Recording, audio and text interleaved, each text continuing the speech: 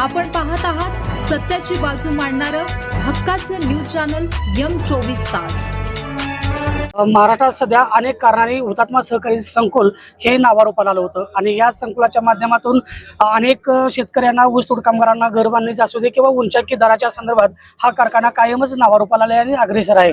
मात्र काही दिवसापासून याच कारखान्यामध्ये भ्रष्टाचाराचं जाळं पसरलं गेलं होतं आणि याचा आरोप सुद्धा खुद्द त्यांच्या किरण नायकोडे यांनी केलं होतं आणि त्यांनी आजचा आंदोलनाचा 5वा दिवस आहे आणि 5 दिवसापासून इथं आंदोलन सुरू आहे। आपण नेमकी त्यांची काय भूमिका आहे, कशाच्या माध्यमातून त्यांच्या समोर भ्रष्टाचार चालला आहे आणि त्यांची पुढची रणनीती काय असणार आहे हे सर्व जाणून घेण्यासाठी आपण आज या उपस्थळी आपण दाखल झालेले आहेत। आपण त्यांच्याकडून जाणून घेणार आहोत।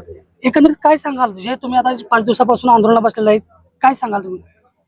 कारखाना कार्यक्षेत्र आहे 15 गावाचं। छोट्या कार्यक्षेत्रात कारखाना 4,500 टनाच्या कॅपॅसिटीचा चांगला चालला होता।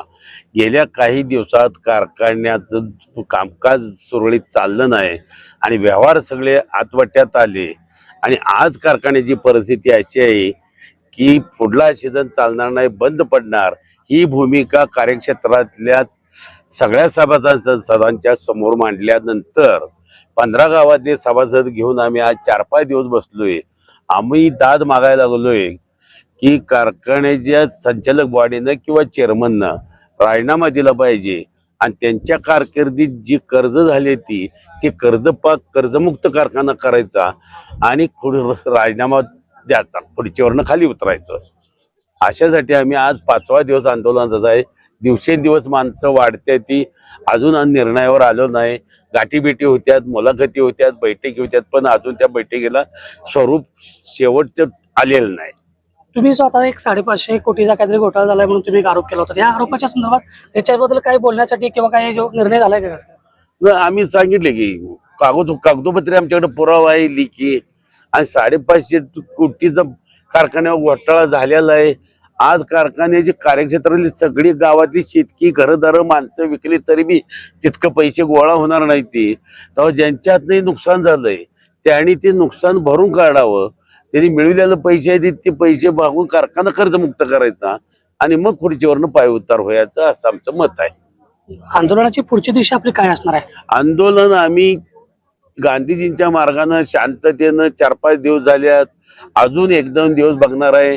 आम्हाला 10-12 संचालकांनी पाठिंबा दिला इथं येऊन, तुम्ही करताय ठीक आहे, आमचा त्याला पाठिंबा आहे।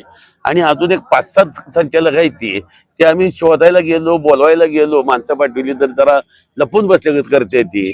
उद्या काय काय तर ते अजून 1-2 दिवस आम्ही ह्या पद्धतीनं थंड चालणार आहे आणि नंतर मग काही पवित्रा घ्यायचं ते सगळे सभासद ठरवतील। ओके, वास्तविक पाहता क्रांतीवीर नागनाथ नायकोडे यांनी वाळवा परिसरातील शेतकऱ्यांचे हित जोपासण्यासाठी हा कारखाना उभा केला होता आणि या कारखाना उभा केल्यानंतर तिसऱ्यांदा जे या कारखान्याचे चेअरमन झाले होते, आपण त्यांच्याकडून सुद्धा जाणून घेणार आहोत की त्यावेळेची परिस्थिती कशी होती आणि आता सध्याची परिस्थिती काय आहे। काय सांगाल तुम्ही? सुरुवातीच्या काळामध्ये एक तिसऱ्यांदा तुम्ही चेअरमन पद झालता। 91 साली मी चेअरमन होतो। त्या टायमाला एकदम परिस्थिती चांगली होती, अण्णांच्या काळात परिस्थिती चांगली होती। कामगाराला 40% बोनस होता, काय पगार 1 तारखेला पगार होत होता, काय कॅन्टीन होतं, 2 रुपयाला जेवण होतं अण्णांच्या काळात।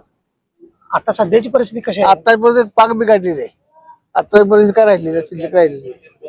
अनेकदा तुम्ही कारखान्याच्या माध्यमातून जे ऊसतोड कामगार असतात वगैरे, या कामगाराच्या जे निवासाचं असेल किंवा बाकी इतर शालेय शिक्षणाच्या संदर्भात असू दे, अनेक तुम्ही चांगली उत्कृष्ट अशी कामं केली होती। हो की, पण आता सध्याचे जे बघत असताना तुम्ही आता काय सुद्धा राहिलेलं नाही।